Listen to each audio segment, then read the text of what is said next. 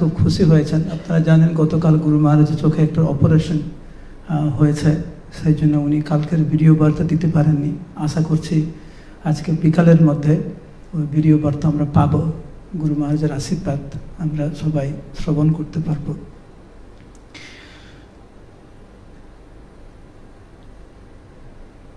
বৈষ্ণবদের যে জীবনধারা,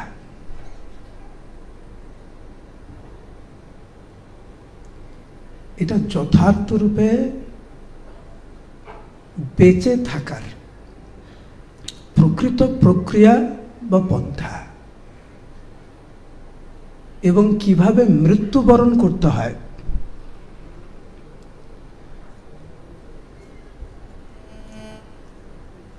সেই পরিস্থিতিটাকে তৈরি করার জন্য সবচাইতে উন্নততম পন্থা কে বলবে যে যেটা আমরা করছি সেইটাই সবচাইতে উন্নততম পন্থা, সর্বশ্রেষ্ঠতম পন্থা? ভগবান বলবেন নিজে, ওনার শুদ্ধ প্রতিনিধি। একবার লন্ডনে শ্রীল প্রভুপাদকে একজন সাংবাদিক জিজ্ঞাসা করছে, how do you choose your leader? মানে আপনার এই সংস্থায় নেতা নির্বাচন কিভাবে হয়, আপনি কিভাবে ঠিক করেন যে এই হচ্ছে যথার্থ, এই জিবিসি হতে পারে, এ টেম্পল প্রেসিডেন্ট হতে পারে, আপনি কিভাবে নির্ধারণ করেন? তো প্রভুপাদ বললেন, অন্যান্য ভক্তরা ছিল, প্রভুপাদ বললেন কৃষ্ণ সরাসরি আমাকে বলে। তো সাংবাদিক না একদম মানে আকাশ থেকে পড়েছে, কৃষ্ণ আপনাকে সরাসরি বলে যে এ জিবিসি হবে, এ টেম্পল প্রেসিডেন্ট হবে? প্রভুপাদ বলছেন কৃষ্ণ আমাকে সরাসরি বলে। সাংবাদিককে একটু বিভ্রান্ত দেখে ওইখানে যিনি প্রভুপাদের একজন সিনিয়র শিষ্য ছিলেন, তিনি প্রভুপাদের মনোভাবটাকে ব্যক্ত করার চেষ্টা করছে। উনি ভাবছে প্রভুপাদ হয়তো এইটা বলতে চাইছে। উনি তখন রিপোর্টারদেরকে বলছেন, না না, প্রভুপাদ বলতে চাইছেন যে ভগবান কৃষ্ণ শাস্ত্রে একজন অভিভাবক, নেতা, তার যে সমস্ত গুণগুলি রয়েছে সেই গুণগুলি দেখে প্রভুপাদ ঠিক করেন যে হ্যাঁ এই ভক্ত এই সেবা করতে পারবে। প্রভুপাদ কি বলেছে? কৃষ্ণ আমাকে সরাসরি বলে। ভক্ত কি ব্যাখ্যা দিচ্ছে? যে ভগবান কৃষ্ণ শাস্ত্রে যে সমস্ত গুণের কথা বলেছেন সেই সমস্ত গুণ যখন কোনো ভক্তের মধ্যে বিদ্যমান হয় প্রভুপাদ দেখেন এবং সেইভাবে উনি নির্ণয় করেন। আলাদা দুটো কথা এগুলো না। সরাসরি কৃষ্ণ আমাকে বলছে, এ আবার অন্য কিছু বলছে, রিপোর্টাররা কোন দিকে যাবে? তখন প্রভুপাদ রিপোর্টারের দিকে তাকাচ্ছে, আর যে ভক্ত ওনার ব্যাখ্যা দিচ্ছে তার দিকে তাকিয়ে বলছে, না, কৃষ্ণ আমাকে সরাসরি বলে, আমি ঠিক করি। কৃষ্ণ আমাকে যাকে বলতে বলে একে করো, আমি তাকে করাই। ইনি হচ্ছেন আমাদের ইসকনের প্রতিষ্ঠাতা আচার্য। উনি যথার্থ পথ দেখাচ্ছেন আমাদেরকে, ঠিক যেই রকম মহাপ্রভু চান, ঠিক যেই রকম কৃষ্ণ চান। সেই জন্য উনার গীতার উনি নাম দিয়েছেন ভগবত গীতা যথাযথ, অ্যাজ ইট ইজ। আমাকে যেরকম বলেছে আমি সেরকম লিখছি। Krishna directly tales me, Prabhupada বলছেন, কৃষ্ণ সরাসরি আমাকে বলে। আর সেই জন্য শ্রীল প্রভুপাদের গ্রন্থ সবার কাছে এতটা গ্রহণযোগ্য, কারণ স্বাভাবিক আমাদেরকে আকর্ষিত করে স্বাভাবিকভাবে প্রভুপাদের গ্রন্থকে। আর সেই জন্য অগণিত মানুষ কৃষ্ণ ভাবনামৃত গ্রহণ করছে। কেউ যখন প্রভুপাদের তাৎপর্য, প্রভুপাদের অনুবাদ যখন অধ্যয়ন করে, অচ্যুত কেউ যখন প্রভুপাদের গ্রন্থ এবং তাৎপর্য অধ্যয়ন করে, সে সরাসরি কৃষ্ণের সাথে তার যে ঘনিষ্ঠ সম্পর্ক রয়েছে সেটা পুনঃস্থাপিত হয়।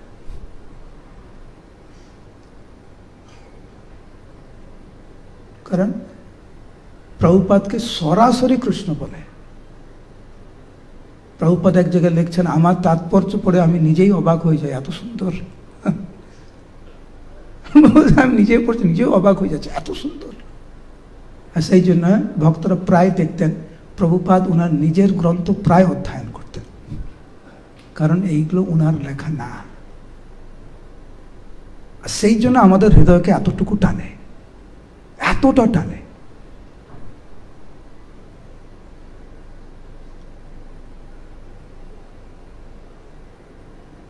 এই ভগবদ গীতা, ভাগবত, প্রভুপাদের গ্রন্থ,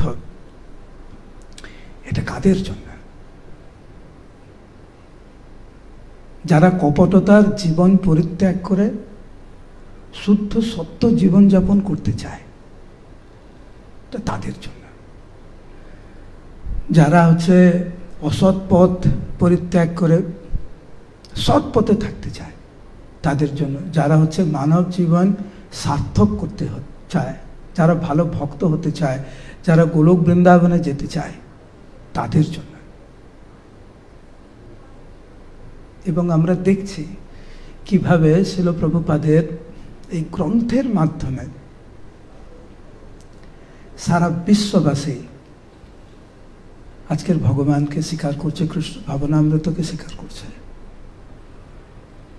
ধীরে ধীরে স্কুল, কলেজ, ইউনিভার্সিটিতেও পাঠ্যপুস্তক রূপে ধীরে ধীরে এটা গ্রহণযোগ্য হয়ে উঠছে। এতদিন জনসাধারণের মধ্যে ছিল এটা, আর এখন আমরা দেখছি বিভিন্ন জায়গায় এইটা নিয়ে পুরো গবেষণা হচ্ছে প্রভুপাদের গ্রন্থ নিয়ে। কেন এত আকর্ষিত হচ্ছে প্রভুপাদের গ্রন্থ? কারণ ভগবান সরাসরি, প্রভুপাদ তো একবার বলেছিলেন, কৃষ্ণ এইখানে দাঁড়িয়ে থাকে আমাকে বলছে, এই কাঁধ এরকম করে করে, মানে একদম কৃষ্ণ এখানে দাঁড়িয়ে থেকে আমাকে বলছে এটা লেখো, এটা লেখো।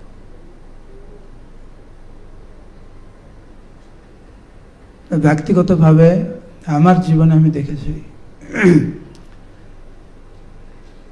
যে কিভাবে প্রভুপাদের গ্রন্থ আমাদের প্রত্যেকের জীবনকে পাল্টে দিতে পারে। জনতাগ বিপ্লব, সত্যিকারের আমাদের জীবনে অনুকূল বিপ্লব ঘটাতে পারে, আমাদেরকে আসল জিনিস চিনাতে পারে, সৎ অসৎ, ভালো মন্দ, প্রকৃত জ্ঞান কোনটি আর প্রকৃত অজ্ঞান কি বিষয়, এটা প্রভুপাদের গ্রন্থ চোখে আঙুল দিয়ে আমাদেরকে দেখে দিতে পারে। নিজেদেরকে অনেক শান্ত থাকার সহযোগিতা করে। আমরা তো অশান্ত মন, আর কিছুতে আমরা বিভ্রান্ত হয়ে যাই। প্রভুপাদের গ্রন্থ সেই সঠিক পথ আমাদেরকে দেখাতে পারে। আর তার জন্য এই মায়াপুর ইনস্টিটিউট অগ্রণী ভূমিকা রাখছে। সারা বিশ্বে হাজার হাজার ভক্ত এখন ঐকান্তিকতার সহিত প্রভুপাদের গ্রন্থ অধ্যয়ন করছে। গুরু মহারাজ তো ক্লাসে এখন প্রায় বলছেন ভক্তিশাস্ত্রী, ভক্তি বৈভব ইত্যাদি শাস্ত্র অধ্যয়ন করতে। যখনই কেউ গুরু মহারাজকে জিজ্ঞাসা করে, গুরু মহারাজ আমার জন্য কোনো সেবা আছে কিনা, আমি গিয়েছিলাম এই বছরে, গুরু মহারাজকে জিজ্ঞাসা করছি, গুরু মহারাজ আমার জন্য কোনো সেবা আছে? আমাকে ভক্তি শাস্ত্র করেছ? আমি বললাম হ্যাঁ। ভক্তি বৈভব করেছ? না। কেন করছো না? আমি বললাম ট্রাভেলিং করছি, প্রচার করছি। আমাকে আমি করছি না? ওনার কথা বলছে, আমি করছি না, আমি ট্রাভেলিং করছি না, আমি প্রচার করছি না, তুমি করো। চেয়ে যাচ্ছে। আমি দেখেছি আমাদের সিনিয়র ভক্তরা, এটা আমার সামনেই যতজন গুরু মহারাজকে জিজ্ঞাসা করছে, গুরু মহারাজ আমার জন্য কোনো বিশেষ সেবা? প্রথম প্রশ্ন, ভক্তি শাস্ত্র করেছ? ভক্তি বৈভব করেছ? হ্যাঁ গুরুমুনি। ভক্তি বেদান্ত করেছ? না গুরুমুনি। করো। কেন এত চাপ দিচ্ছে? কারণ আমরা কিম কর্তব্য বিমূঢ়, সব কিছুর বিষয়ে, সব কিছুর বিষয়ে, সম্পর্কের বিষয়ে, সেবার বিষয়ে, শিক্ষার বিষয়ে, জীবনের উদ্দেশ্যের বিষয়ে, সব কিছুর বিষয়ে আমরা বিভ্রান্ত। প্রভুপাদের গ্রন্থই পারে আমাদেরকে সঠিক পথ দেখাতে। কিন্তু সঠিক মনোভাব নিয়ে আমাদের প্রভুপাদের গ্রন্থ অধ্যয়ন করতে হয়। আপনারা জানেন চৈতন্য ভাগবতে একবিংশ অধ্যায়ে খুব সুন্দর কাহিনী রয়েছে। আমি যা সংক্ষেপে বলছি, আপনারা পরে চৈতন্য ভাগবত থেকে পড়ে নেবেন। শ্রীমান মহাপ্রভু এসেছিলেন এই জগতে অকাতরে প্রেম বিতরণ করতে। শ্রীমৎ ভাগবতকে স্থাপন করতে এই পৃথিবীতে এসেছিলেন। মহাপ্রভুর সময় নবদ্বীপ ধাম বিদ্যার পীঠস্থান ছিল, আর সেইখানে অন্যতম বিদগ্ধ পণ্ডিত হচ্ছে দেবানন্দ পণ্ডিত। ভাগবত তার কণ্ঠস্থ, 18,000 শ্লোক তার মুখস্থ। সবাই জানেন ভাগবত পাঠক নবদ্বীপে মানে দেবানন্দ পণ্ডিত। এমনকি শ্রীবাস ঠাকুর, এটা কি এই লীলা মহাপ্রভুর আবির্ভাবের আগে, যে শ্রীবাস ঠাকুর দেবানন্দ পণ্ডিতের এই প্রহ্লাদ চরিত্র শ্রবণ করে উনি কৃষ্ণ প্রেমে ক্রন্দন করছিলেন। আর দেবানন্দ পণ্ডিতের ছাত্ররা ভাবছে কোথা থেকে পাগল এসছে, ক্লাসের সময় কান্না করছে কেন, ধরে বাইরে ফেলে দিয়েছে। কিন্তু মহাপ্রভু যখন একদিন রাস্তা দিয়ে যাচ্ছিলেন, দেবানন্দ পণ্ডিতের পাঠ শুনেছে। শ্রীবাস ঠাকুর কোনোদিন মহাপ্রভুকে বলেনি যে প্রভু একদিন দেবানন্দ পণ্ডিতের আশ্রমে গিয়েছিলাম ভাগবত পাঠ শোনার জন্য, আমাকে বের করে দিয়েছিল। কোনোদিন বলেনি, কারণ এই লীলাটি হয়েছিল মহাপ্রভুর আবির্ভাবের আগে। কিন্তু মহাপ্রভু এই লীলাটি শ্রীবাস ঠাকুরের মুখ দিয়ে সবাইকে বলিয়েছিলেন ওনার সামনে। মহাপ্রভু শ্রীবাস ঠাকুরকে, ভাই শ্রীবাস, তোমার মনে পড়ছে সেই দিনের কথা, যেই দিন তোমাকে আমি চপটাঘাতে, তোমাকে এক চড় মেরে তোমাকে আমি প্রাণ ফিরিয়ে দিয়েছিলাম। ভক্তরা ভাবছে শ্রীবাস ঠাকুর কে মহাপ্রভু কখন মারলো, আর কখন উনি প্রাণ ফিরে পেলেন, মানে কখন উনি প্রায় মৃত অবস্থা আর মহাপ্রভু প্রাণ ফিরিয়ে দিলে কি অবস্থা। তখন এটি প্রথমবার শ্রীবাস ঠাকুর মহাপ্রভুর ইচ্ছাতে এইটা প্রকাশ করেন।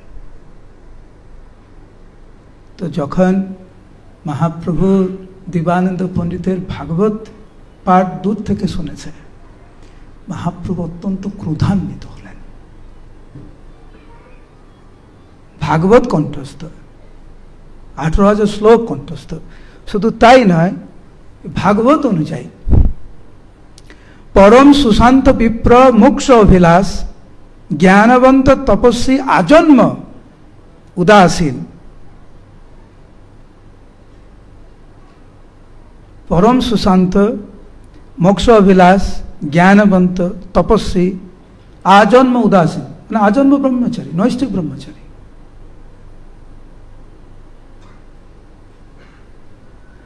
ভাগবত মহা অধ্যাপক লোকে ঘোষণা করে দেওয়া হয়েছে, ভাগবতের মহা অধ্যাপক, কিন্তু মর্মর্থ না জানেন ভক্তিহীন দোষে।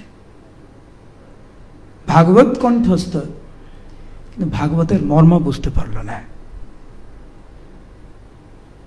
মহাপ্রভু অত্যন্ত ক্রোধান্বিত হয়ে মহাপ্রভু বললেন, ভাগবত অর্থ কোন জন্মেও না জানে, এ কোনো জন্মে ভাগবতের প্রকৃত অর্থ সে বুঝতে পারবে না।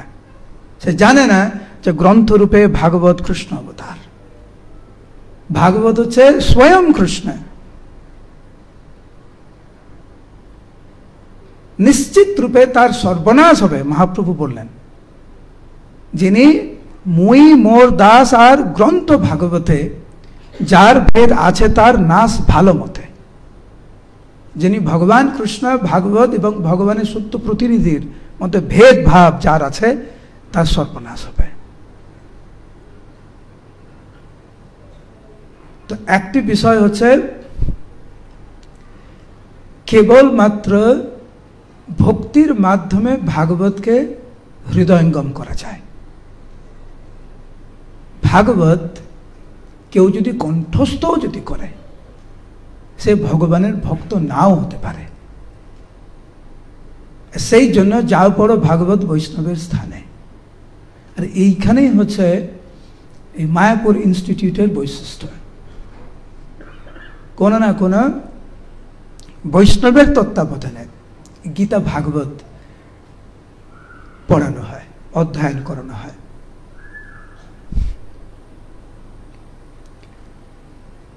কেউ যদি ভক্তিশাস্ত্রী, ভক্তি বৈভব নিয়ে যদি কেউ যদি ভাবে যে এখন আমি জেনে গেছি, এখন আমার সার্টিফিকেট হয়ে গেছে, এখন আমি জেনে গেছি, তার সম্পর্কে মহাপ্রভুর শব্দ, ভাগবত বুঝি হ্যাঁ না যার আছে জ্ঞান। কেউ যদি ভাবে হ্যাঁ এখন আমি ভাগবত বুঝে গেছি, আমি, সে না জানে কবু ভাগবতের প্রমাণ, সে ভাগবত সম্বন্ধে কিছু জানে না। তো বিনম্র চিত্তে সাধুগুরু বৈষ্ণবের তত্ত্বাবধানে ভাগবত অধ্যয়ন করার কথা বলা হয়েছে। পরবর্তী সময় আমরা জানি যে কিভাবে যখন দেবানন্দ পণ্ডিত যখন বক্রেশ্বর পণ্ডিত চরণকমলে আত্মসমর্পণ করলেন, কিভাবে মহাপ্রভু ওনাকে কৃপা করেছেন, কিভাবে প্রেম দিয়েছেন। একদিকে ভাগবত কণ্ঠস্থ, ভাগবত প্রবক্তা রূপে সারা নবদ্বীপে বিখ্যাত মহাপ্রভু সেই দেবানন্দ পণ্ডিতকে অস্বীকার করলেন। মহাপ্রভু তো ক্রোধান্বিত হয়ে উনার গ্রন্থ ছিঁড়তে গিয়েছিলেন চৈতন্য ভাগবতের অনুযায়ী, এত ক্রোধান্বিত ছিলেন। তো অহংকারী দেবানন্দ পণ্ডিতকে বা ভক্তিবিহীন দেবানন্দ পণ্ডিতকে মহাপ্রভু অস্বীকার করেছেন। ভক্তকে মানে না, আমি তোমাকে মানি না। দেবানন্দ পণ্ডিত শ্রীবাস ঠাকুরকে মানেননি, মহাপ্রভু দেবানন্দ পণ্ডিতকে মানেননি। সেই দেবানন্দ পণ্ডিত যখন বক্রেশ্বর পণ্ডিতের চরণ কমলে আত্মসমর্পণ করলেন, মহাপ্রভু তাকে মানলেন, পূর্ণরূপে স্বীকার করলেন। তো আমরা যে ভক্তিশাস্ত্রী, ভক্তি বৈভব, ভক্তি বেদান্ত, ভক্তি সার্বভৌম বা যে সমস্ত বিভিন্ন কোর্স এখানে চলছে, আমাদের সেবাটি ভগবান কখন গ্রহণ করবেন? দেবানন্দ পণ্ডিত তার জ্বলন্ত দৃষ্টান্ত। এইটি হচ্ছে ভাগবতের শিক্ষা।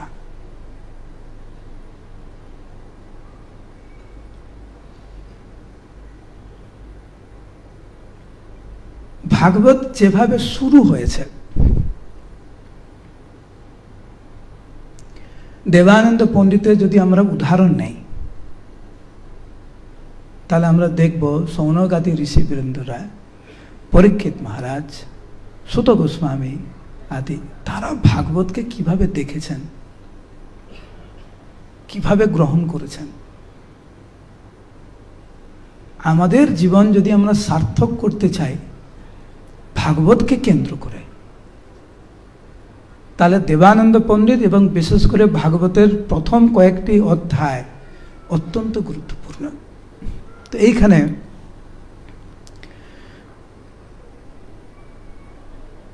আমরা দেখছি ভাগবতের প্রথম থেকেই আমরা বললাম যে এইটি হচ্ছে ভাগবত হচ্ছে বেঁচে থাকার প্রকৃত পন্থা আর মৃত্যুর জন্য প্রকৃত প্রস্তুতি। তো যেখানে বেঁচে থাকার প্রকৃত পন্থার কথা আছে, যেখানে মৃত্যুর প্রস্তুতির প্রসঙ্গ আছে, সেখানে লাভ পূজা প্রতিষ্ঠা বা অহংকার বা আমি কিছু জেনে গেছি, এর কোনো প্রশ্নই উঠে না, কোনো প্রশ্ন উঠে না। দেবানন্দ পণ্ডিত যখন বিনম্র হলেন, মহাপ্রভু তাকে আপন করে নিলেন। আর যতদিন পর্যন্ত দেবানন্দ পণ্ডিতের ওই ভাব ছিল না, মহাপ্রভু ওনাকে অস্বীকার করেছেন। ভাগবত আপনারা জানেন কিভাবে প্রথম অধ্যায়ের নামই হচ্ছে ঋষিদের প্রশ্ন। আমাদের জীবনে আমরা অনেক প্রশ্ন করেছি প্রত্যেকটা দিন। আজকে যে কত প্রশ্ন করেছি তো ঠিক নাই, সকালে ঘুম থেকে উঠেই এখন পর্যন্ত কখনো কখনো প্রশ্ন আমরা মনে মনে বলি, নিজেকে জিজ্ঞাসা করি প্রশ্নগুলো, আর কখনো কখনো বাহ্যিকভাবে আমরা কাউকে প্রশ্ন করি। কিন্তু কখনো কি আমাদের মনে হয়েছে কোনো প্রশ্ন করে যে হ্যাঁ এটি যথার্থ প্রশ্ন, জীবনের প্রকৃত মঙ্গল সাধন হবে এই প্রশ্ন করে? ঋষিদের প্রশ্ন কিন্তু জনসাধারণের পরম মঙ্গল কি করে হবে, এইটি ছিল তাদের প্রথম প্রশ্ন। তো আমাদের প্রকৃত মঙ্গল সাধন কি করে হবে, এই প্রশ্ন যার মধ্যে জাগে, হৃদয় থেকে জাগে, তার জন্য ভাগবত। যিনি জীবন সফল করতে চান প্রকৃত অর্থে, তার জন্য এই ভাগবত। আমাদের তো অনেক গুণ আছে, প্রায়েণ অল্পায় উষয় সভ্য, আপনারা জানেন ওই শ্লোকটি। সবাই ভক্তিশাস্ত্রী এখানে, সবাই পণ্ডিত মানুষ, আপনারা জানেন কি দুরবস্থা আমাদের, হাতে সময় খুব কম আমাদের।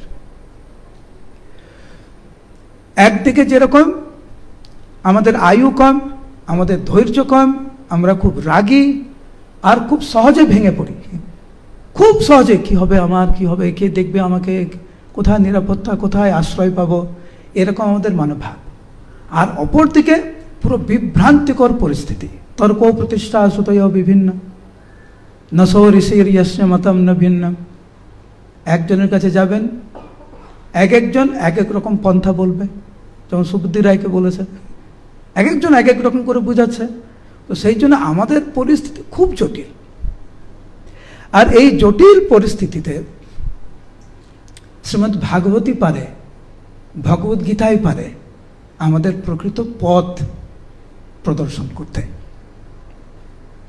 তো ভাগবতের প্রথম যেভাবে শুরু হয় ঋষিদের প্রশ্ন নিয়ে, শেষের দিকে ভাগবতের প্রথম স্কন্ধের শেষের দিকে আমরা দেখি কিভাবে পরীক্ষিত মহারাজ শশাগর পৃথিবীর রাজা উনি, শশাগর পৃথিবীর সম্রাট উনি। তো একদিন যখন মৃগয়ার্থে উনি যখন গেলেন জঙ্গলে, আপনারা জানেন কিভাবে এই ক্লান্ত ক্ষুধা পিপাসায় উনি কাতর হয়ে গেলেন, এক ফোঁটা জল পাচ্ছে না। এইটি জীবনের বাস্তবতা। অনেক সময় আমাদের হয়, কিন্তু বাড়িতে সব কিছু আছে, এক গ্লাস জল পাচ্ছি না।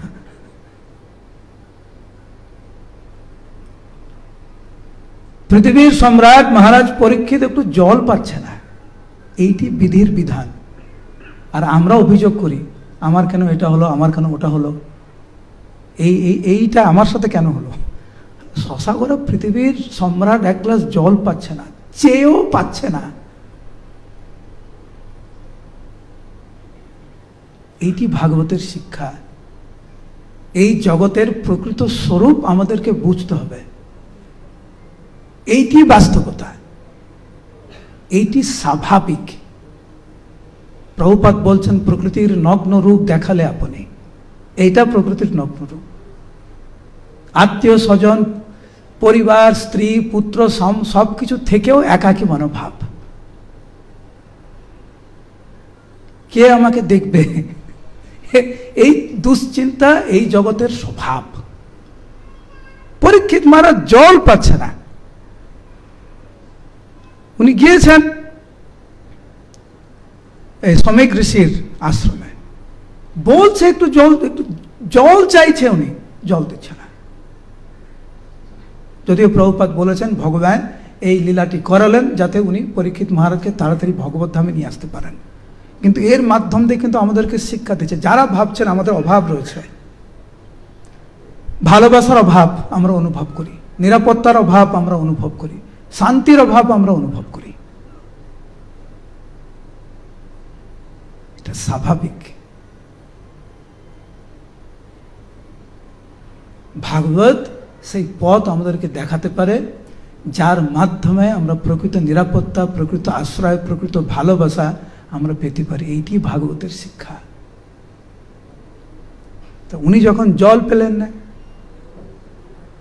সাপ নিয়ে, মৃত সাপ নিয়ে শ্রমিক ঋষির গলায় ঝুলিয়ে দিলেন।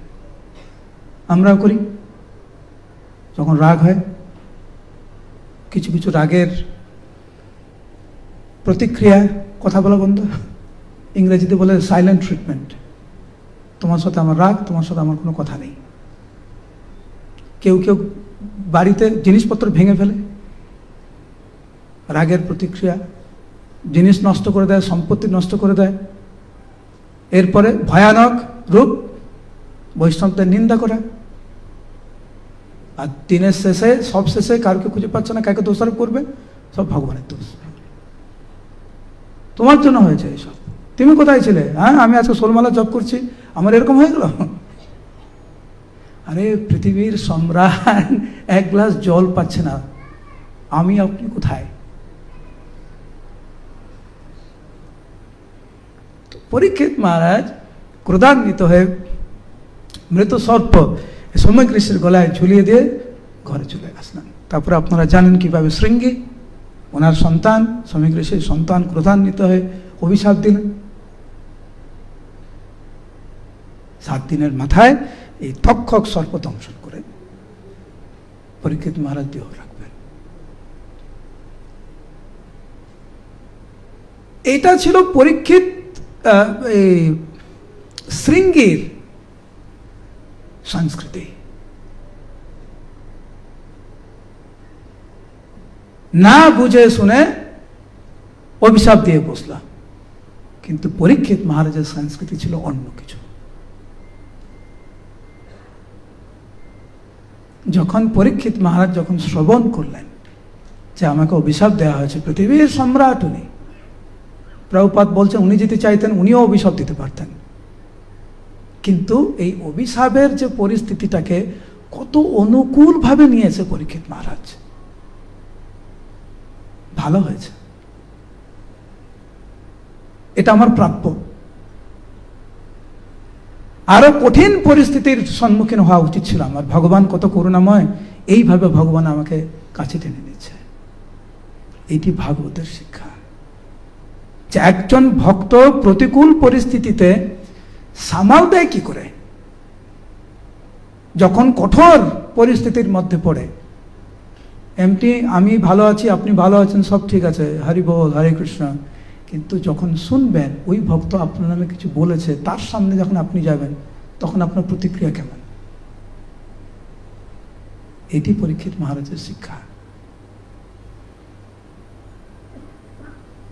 পরীক্ষিত মহারাজ ওই যে ভুলটা করেছে, উনি অনুতপ্ত এবং যে কোনো পরিস্থিতির জন্য উনি তৈরি ছিলেন।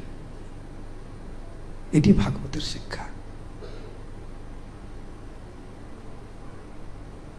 বিন্দু মাত্র ক্রোধান্বিত হয়নি। এতটাই আচার্যরা টিকাতে বলছে, এতটাই স্তম্ভিত হয়েছিল পরীক্ষিত মহারাজের আত্মীয় স্বজনরা, যে তারা পরীক্ষিত মহারাজকে, কারণ তারা তো ভেঙে পড়েছিল, তারা পরীক্ষিত মহারাজকে বলছে যে তোমার 7 দিনের মাথায় তোমার মৃত্যু, তুমি বিন্দু মাত্র বিচলিত না। পরীক্ষিত মহারাজের উত্তর ছিল, আমার মতো ভাগ্যবান কয়জন আছে এই পৃথিবীতে? কমপক্ষে আমি জানি আমার হাতে 7 দিন আছে, তুমি তো জানো না তোমার হাতে কয়দিন আছে। আমার হাতে 7 দিন আছে, আমি সেইভাবে আমি প্রস্তুতি নিতে পারছি। এটি ভাগবতের শিক্ষা।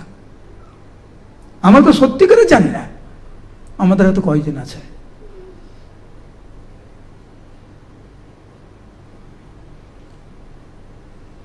আমাদের পরিস্থিতিটা আরো ঝুঁকিপূর্ণ, আরো ভয়ানক। পরীক্ষিত মহারাজ তো কমপক্ষে জান। আমার মনে পড়ছে, আমি একজন প্রভুপাদের শিষ্যের সাথে কথা বলছিলাম, যার ক্যান্সার হয়েছিল, উনি এখন নেই। তো আমি ওনাকে জিজ্ঞাসা করছিলাম যে, কারণ ডাক্তার বলে দিয়েছিল ওনাকে আর 1-1.5 মাস উনি বাঁচবেন। তো তো আমার সৌভাগ্য হয়েছে ওনার সাথে কথা বলার জন্য। আমি ওনাকে জিজ্ঞাসা করছেন আপনার কেমন অনুভূতি হচ্ছে, বলে আমি এখন বুঝতে পারছি ভগবান কত করুণা করেছে আমার উপরে। যে ভগবান পরীক্ষিত মহারাজকে 7 দিন দিয়েছিল, আমাকে 1.5 মাস দিয়েছে। কত সৌভাগ্যবান বলে মনে হচ্ছে আমার। আমাকে বলছে তুমি তো জানোই না তুমি কয়দিন বাঁচবে, আর সত্যি করে আমি জানি না, আর সেই জন্য এত খামখেয়ালি জীবনযাপন আমার। সেই জন্য ভগবত ভক্তিকে এত ঐকান্তিকতার সহিত আমি গ্রহণ করতে পারছি না।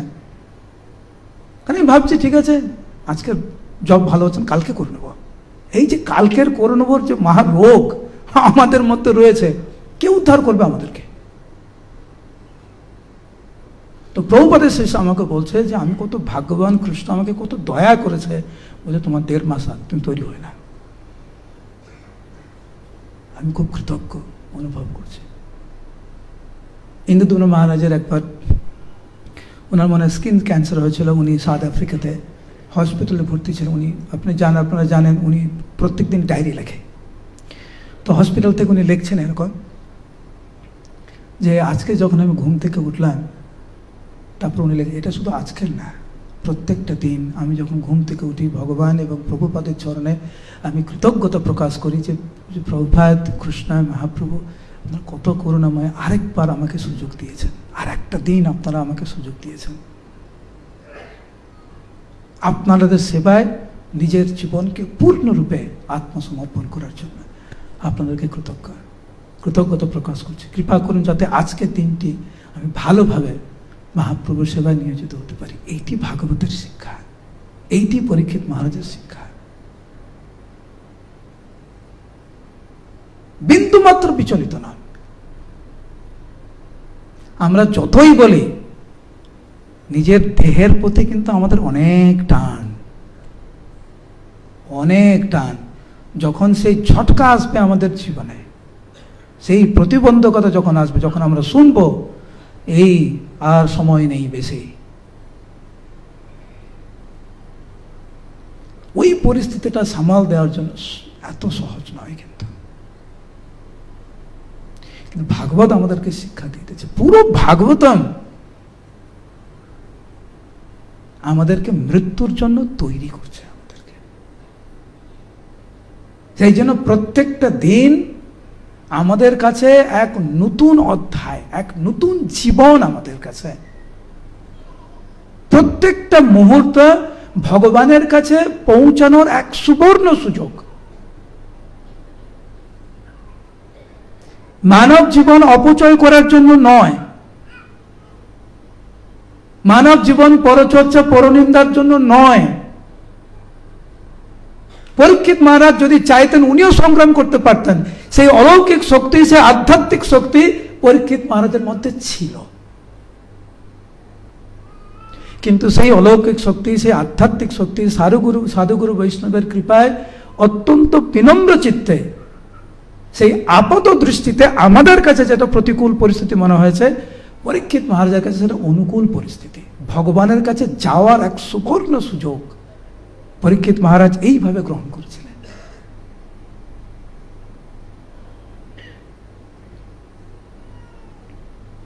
আমার সময় শেষ, এখন একটা গান গাইতে হবে আমাকে, আর আবার এখন যদি না শেষ করি তাহলে শেষ করতে পারবো না। সেই জন্য আমি এখানে রাখছি। যখন যেখানে শেষ করলাম এখান থেকে বিকাল থেকে আবার এখান থেকে, ঠিক আছে?